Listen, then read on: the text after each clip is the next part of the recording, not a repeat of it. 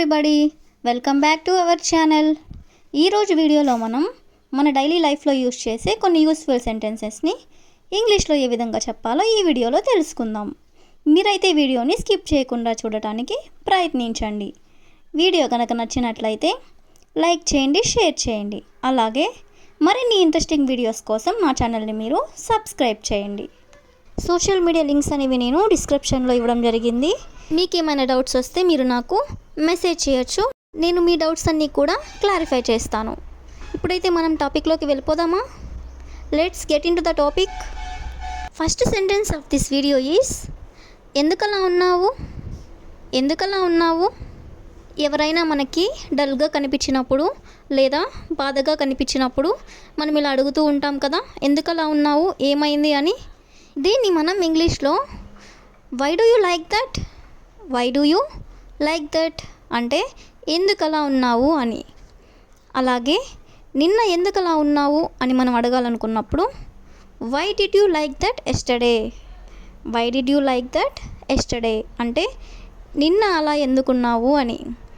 మనం పాస్ట్ గురించి మాట్లాడుతున్నాం కాబట్టి ఇక్కడ డిడ్ అనే హెల్పింగ్ వెర్బ్ అనేది వస్తుంది. నెక్స్ట్ వన్ ఈజ్ నేను మార్కెట్కి వెళ్ళాలి, నేను మార్కెట్కి వెళ్ళాలి. దీన్ని మనం ఇంగ్లీష్లో I will go to market, I will go to market అంటే నేను మార్కెట్కి వెళ్ళాలి అని. అలాగే నేను మార్కెట్కి వెళ్ళాను, నేను మార్కెట్కి వెళ్ళాను. ఈ సెంటెన్స్ని మనం ఇంగ్లీష్లో ఏ విధంగా చెప్పాలంటే I went to the market, I went to the market అంటే నేను మార్కెట్కి వెళ్ళాను. ఇక్కడ ఆల్రెడీ జరిగిపోయిన విషయం గురించి మాట్లాడుతున్నాం కాబట్టి వెంట్ అనే వెర్బ్ అనేది మనం యూజ్ చేస్తాము. అదేవిధంగా ఈరోజు నేను మార్కెట్కి వెళ్తాను, ఈరోజు నేను మార్కెట్కి వెళ్తాను. ఈ సెంటెన్స్ని మనం ఏ విధంగా చెప్పొచ్చు అంటే today I go to market, today I go to the market అంటే ఈరోజు నేను మార్కెట్కి వెళ్తాను అని. ఇక్కడ ఈ సెంటెన్స్ అనేది ప్రెజెంట్ టెన్స్కి సంబంధించింది కాబట్టి మనం వెర్బ్ వన్ అనేది యూజ్ చేస్తాము. నెక్స్ట్ సెంటెన్స్ ఈజ్ ఎందుకు లేట్ అయింది, ఎందుకు లేట్ అయింది. ఈ సెంటెన్స్ని మనం ఇంగ్లీష్లో ఏ విధంగా చెప్పొచ్చు అంటే why are you late, why are you late అంటే ఎందుకు లేట్ అయింది అని. అలాగే why did you late, why did you late అంటే ఎందుకు లేట్గా వచ్చావు అని. నెక్స్ట్ సెంటెన్స్ ఈజ్ ఎన్నిసార్లు చెప్పాలి నీకు, ఎన్నిసార్లు చెప్పాలి నీకు. మనం ఇలా అంటూ ఉంటాం కదా, దీన్ని మనం ఇంగ్లీష్లో how many times I will tell you, how many times I will tell you అంటే నేను నీకు ఎన్నిసార్లు చెప్పాలి అని. అంటే చెప్పి చెప్పి విసిగిపోయాను, ఇంకెన్నిసార్లు చెప్పాలి అని. నెక్స్ట్ సెంటెన్స్ ఈజ్ నువ్వు కష్టపడి చదివితే నువ్వు ఎగ్జామ్లో ఖచ్చితంగా పాస్ అవుతావు, నువ్వు కష్టపడి చదివితే నువ్వు ఎగ్జామ్లో ఖచ్చితంగా పాస్ అవుతావు. ఈ సెంటెన్స్ని మనం ఇంగ్లీష్లో ఏ విధంగా చెప్పొచ్చు అంటే if you study well you will definitely pass the exam, if you study well you will definitely pass the exam అంటే నువ్వు కష్టపడి చదివితే ఎగ్జామ్లో ఖచ్చితంగా పాస్ అవుతావు అని. నెక్స్ట్ సెంటెన్స్ ఈజ్ నేను రేపు కాలేజ్కి రావడం లేదు, నేను రేపు కాలేజ్కి రావడం లేదు. ఈ సెంటెన్స్ని మనం ఇంగ్లీష్లో ఏ విధంగా చెప్పాలంటే I won't come to the college tomorrow, I won't come to the college tomorrow అంటే రేపు నేను కాలేజ్కి రావడం లేదు అని. నెక్స్ట్ సెంటెన్స్ ఈజ్ ఆమె నాతో మాట్లాడటం లేదు, ఆమె నాతో మాట్లాడటం లేదు. మనం ఇలా జనరల్గా చెప్తూ ఉంటాం కదా, ఆమె నాతో మాట్లాడడం లేదు, ఏమైందో తెలీదు అని. దీన్ని మనం ఇంగ్లీష్లో ఏ విధంగా చెప్పొచ్చు అంటే she is not talking with me, she is not talking with me అంటే ఆమె నాతో మాట్లాడడం లేదు అని. నెక్స్ట్ సెంటెన్స్ ఈజ్ మీ స్నేహితురాలు ఎక్కడ ఉంది, మీ స్నేహితురాలు ఎక్కడ ఉంది లేదా మీ స్నేహితుడు ఎక్కడ ఉన్నాడు. మనం ఇలా అడగాలనుకున్నప్పుడు దీన్ని మనం ఇంగ్లీష్లో where is your friend, where is your friend అంటే నీ స్నేహితుడు లేదా మీ స్నేహితురాలు ఎక్కడ ఉన్నారు అని. నెక్స్ట్ సెంటెన్స్ ఈస్ ఈరోజు నాకు చాలా పని ఉంది.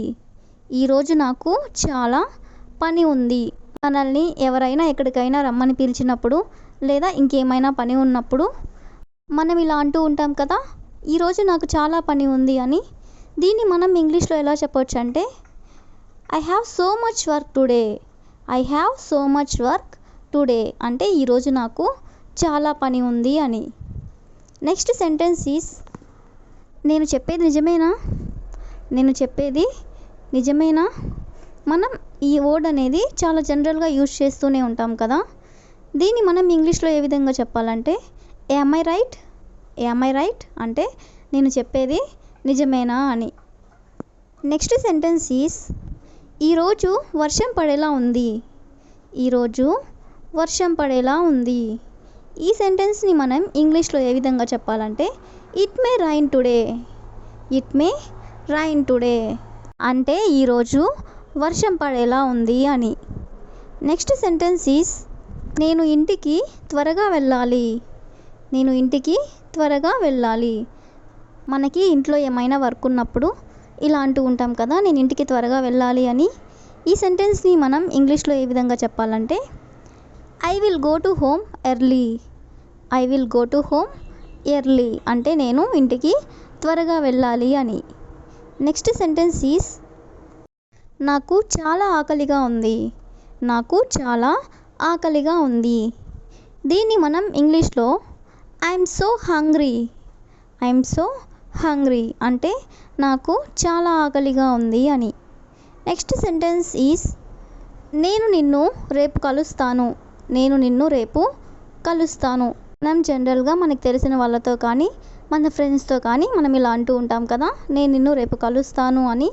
ఈ సెంటెన్స్ని మనం ఇంగ్లీష్లో I will meet you tomorrow.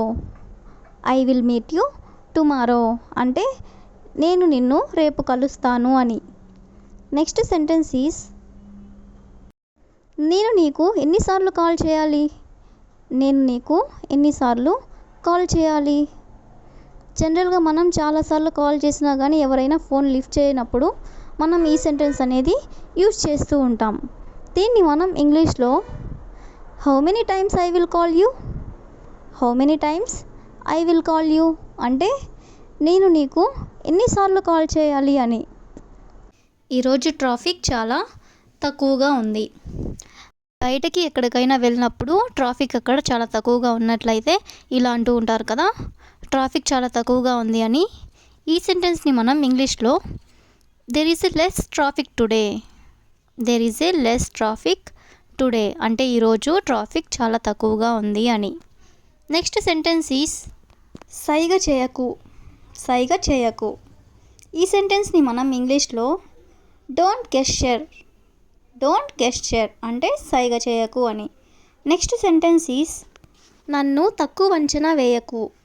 నన్ను తక్కువ అంచనా వేయకు. మనల్ని ఎవరైనా తక్కువ చేసి చూసినప్పుడు లేదా తక్కువగా మాట్లాడినప్పుడు మనం ఇలా అంటూ ఉంటాం కదా, నన్ను తక్కువ అంచనా వేయకు అని.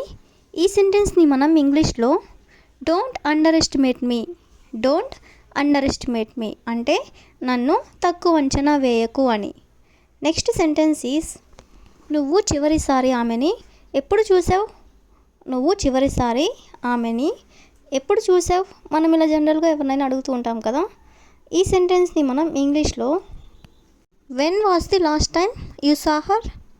When was the last time you saw her అంటే ఆమెను నువ్వు చివరిసారిగా ఎప్పుడు చూసావని. నెక్స్ట్ సెంటెన్స్ ఈస్ నేను నీకు లెక్కలేనన్ని సార్లు చెప్పాను. నేను నీకు లెక్కలేనన్ని సార్లు చెప్పాను అంటే నేను నీకు చాలాసార్లు చెప్పాను అని. ఈ సెంటెన్స్ని మనం ఇంగ్లీష్లో I have told you countless times. I have told you countless times అంటే నేను నీకు లెక్కలేనన్ని సార్లు చెప్పాను అని. నెక్స్ట్ సెంటెన్స్ ఈస్ ఇప్పుడు సమయం ఎంత అయింది. ఇప్పుడు సమయం ఎంత అయింది. ఇది కూడా మనం జనరల్గా ఎవరినైనా అడుగుతూనే ఉంటాం కదా.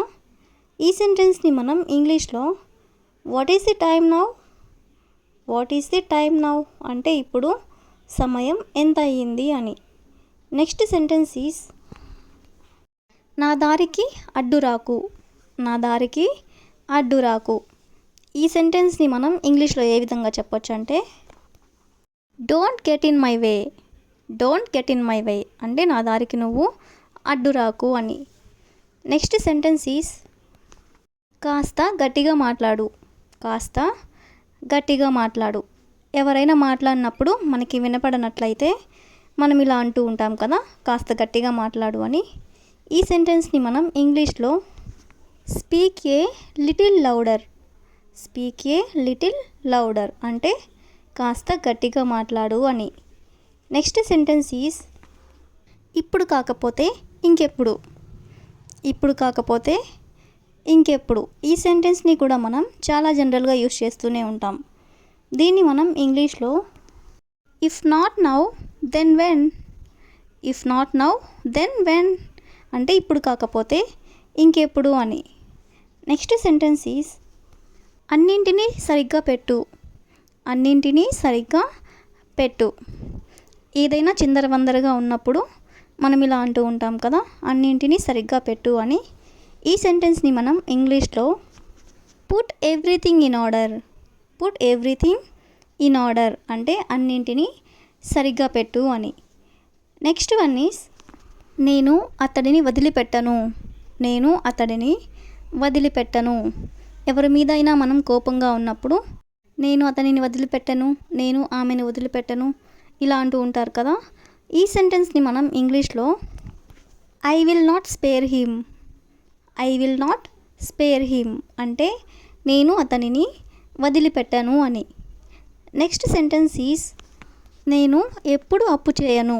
నేను ఎప్పుడు అప్పు చేయను.